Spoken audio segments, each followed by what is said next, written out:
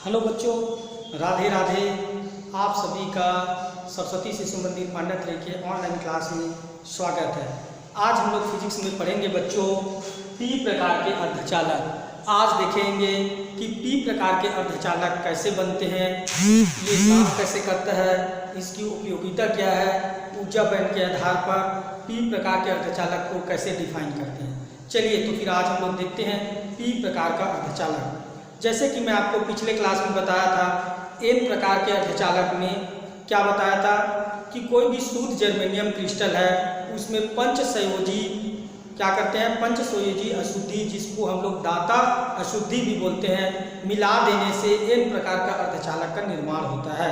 वैसे ही पी प्रकार के अर्धचालक को कैसे डिफाइन कर सकते हैं, जब शुद्ध जर्मेनियम क्रिस्टल में त्रिसंयोजी अशुद्धि जैसे कि बोरान, एल्यूमिनियम आदि मिला दी जाती है, तो इस प्रकार के अर्धचालक को पी प्रकार का अर्धचालक भी कहते हैं और इसे ग्राही अर्धचालक भी कहते हैं।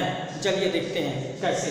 डेफिनेशन, परिभाषा कैसे लिखेंगे, इसकी परिभाषा लिखेंगे हम सबसे पहले।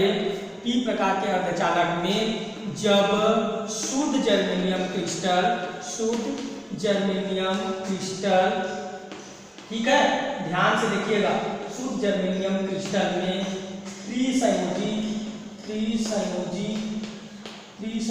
अशुद्धि, ठीक है, त्रिसंयोजी अशुद्धि जिसको क्या बोलते हैं हम, जैसे कि बोरान का परमाणु क्रमांक कितना होता है बच्चों, 5। एल्यूमिनियम, ठीक है, एल्यूमिनियम की परमाणु क्रमांक कितना होता है, 13।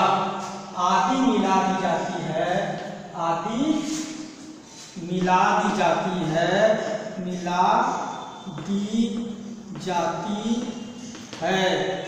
तो इसे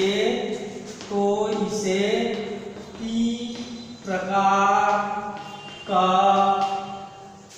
अर्धचालक कहते हैं या ग्राही अर्धचालक भी कहते हैं। अब ग्राही अर्धचालक कैसे कहते हैं देखेंगे। ग्राही अर्धचालक भी कहते हैं। क्लियर है। डेफिनेशन देखिए, डेफिनेशन में क्या बताया मैंने, पी प्रकार के अर्धचालक का निर्माण कैसे होता है, जब शुद्ध जर्मेनियम क्रिस्टल में त्रिसंयोजी, क्या लिखा है मैंने, त्रिसंयोजी, इंपॉर्टेंट है यह जो टर्म्स है, ये इंपॉर्टेंट है। त्रिसंयोजी अशुद्धि बोरान, एल्यूमिनियम आदि मिला दी जाती है, तो इसे पी प्रकार का अर्धचालक कहते हैं। इसे ग्राही अर्धचालक भी कहते हैं। यहाँ तक क्लियर है सभी बच्चे? इसका स्क्रीनशॉट ले लो, चलो जल्दी से स्क्रीनशॉट ले लो इसका, ठीक है, उसके बाद हम लोग आगे बढ़ेंगे। चलिए सभी लोग स्क्रीनशॉट ले लीजिए, जल्दी से स्क्रीनशॉट ले लीजिए, ठीक है। चलिए अब इसकी क्रिस्टल संरचना देखते हैं, इस प्रकार के अर्धचालक की क्रिस्टल संरचना देखते हैं, ठीक है। बोरान के महत्तम कक्ष में इसके इलेक्ट्रॉनिक विन्यास को समझते हैं, तो बोरान के परमाणु क्रमांक कितने हैं, 5, तो 2 और 3, महत्तम कक्ष में कितने इलेक्ट्रॉन्स हैं, 3 संयोजी इलेक्ट्रॉन हैं। कितने, 3 संयोजी इलेक्ट्रॉन। अब हम लोग देखते हैं, बोरान ले लेते हैं, बोरान के पास कितने हैं, 3। जर्मेनियम के पास कितने हैं, इसको मिटा दो, ठीक है, जर्मेनियम के पास कितने हैं, 4, ठीक है। यहाँ पर भी जर्मेनियम क्रिस्टल ले लो, कितने हैं, जर्मेनियम एटम्स 4, यहाँ पर जर्मेनियम एटम्स कितने हैं, 4, यहाँ पर जर्मेनियम एटम्स कितने हैं, 4। चलो बनाते हैं, ये एक बोरान का एटम, ये दूसरा बोरान का एटम, ये तीसरा बोरान का एटम, ठीक है, 3 एटम हो गए। हाँ, 3 एटम इसके पास हो गए, लेकिन यहाँ के लिए इसके पास है ही नहीं। अब ये देखिए 1 2 3, ठीक है। अब 1 2 3 4, 1 2 3 4, ठीक है, हो गया 1 2 3, 1 2 3 और 1 2 3 और 4, 1 2 3 4, ठीक है। अब क्या होता है, यह बोरान इस जर्मेनियम एटम से सहसंयोजक बंध बनाएगा, इस जर्मेनियम एटम से सहसंयोजक बंध बनाएगा, इस जर्मेनियम एटम से सहसंयोजक बंध बनाएगा।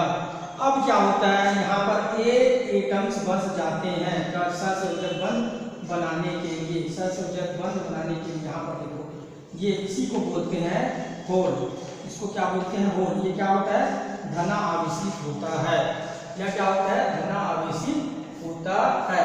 अब इसको समझेंगे कि यह काम कैसे करता है, इस क्रिस्टल को काम कैसे होता है।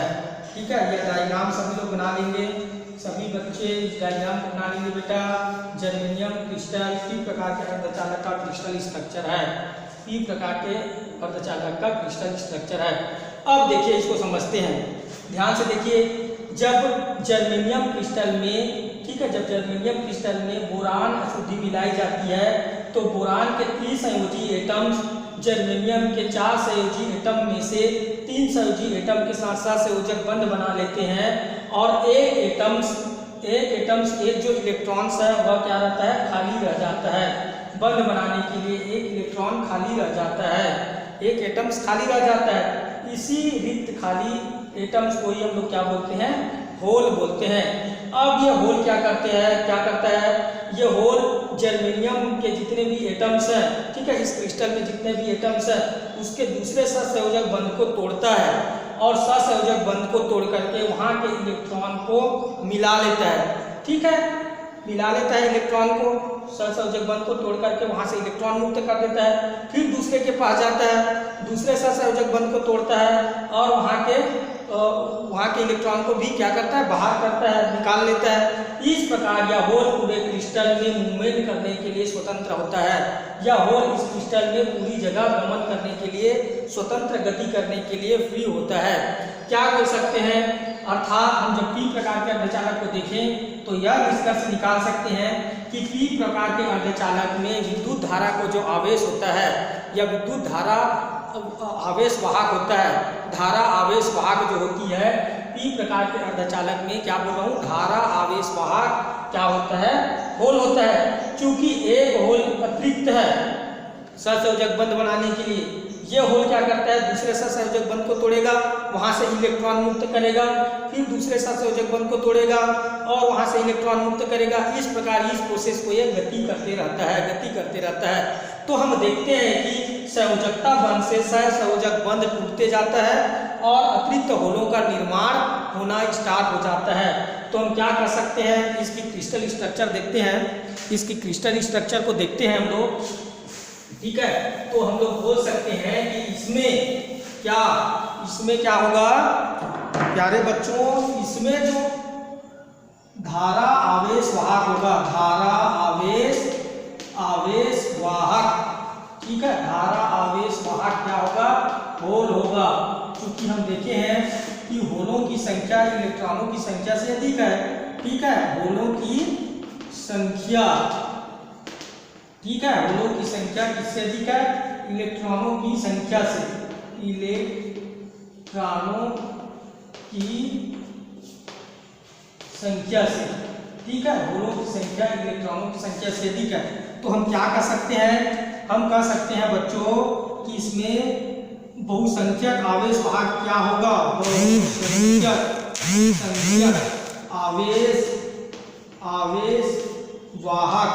बहुसंख्यक आवेश वाहक होगा इसमें होल।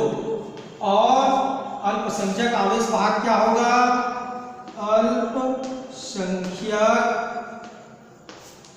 आवेश वाहक क्या होगा, इलेक्ट्रॉन होगा। ठीक है, इलेक्ट्रॉन होगा। ठीक है, क्या बोला मैं कि इसमें धारा आवेश वाहक क्या मतलब, धारा किसकी वजह से प्रभावित होगा, होलों की वजह से। होलों की संख्या अधिकतम होगी इलेक्ट्रॉनों की संख्या से, और बहुसंख्यक आवेश वाहक इसमें क्या होगा, होल होगा, और अल्पसंख्यक आवेश वाहक इसमें क्या होगा, इलेक्ट्रॉन होगा। चलिए इसका स्क्रीनशॉट ले लीजिए, फिर इसके बाद हम लोग देखेंगे ऊर्जा बैंड के आधार पर पी प्रकार के अर्धचालक को किस तरह से डिफाइन कर सकते हैं। ठीक है, चलिए जल्दी से स्क्रीनशॉट ले लीजिए इसका।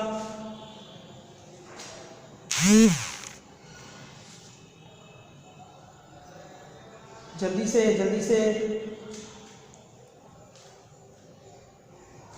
ठीक है, ले लिए। चलिए अब देखते हैं कि हम लोग देखते हैं कि ऊर्जा बैंड के आधार पर पी प्रकार के अर्धचालक की व्याख्या कैसे करते हैं। ऊर्जा बैंड के आधार पर, ऊर्जा बैंड के आधार पर, ठीक है, ऊर्जा बैंड के आधार पर किसकी व्याख्या करते हैं, पी प्रकार के अर्धचालक की व्याख्या करते हैं। चलिए ऊर्जा बैंड बना लेते हैं, चलिए ऊर्जा बैंड बना लेते हैं, ठीक है। ये हमारा क्या हो गया, यह हमारा हो गया कंडक्शन बैंड, यह हमारा क्या हो गया कंडक्शन बैंड, ठीक है। यह हमारा क्या हो गया वैलेंस बैंड, ठीक है। क्या हो गया जी हमारा ये वैलेंस बैंड।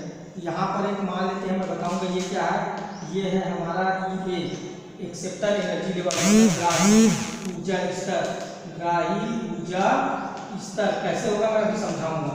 यह हमारा क्या है चालन बैंड, चालन बैंड। यह हमारा क्या है संयोजकता बैंड, संयोजकता बैंड, ठीक है।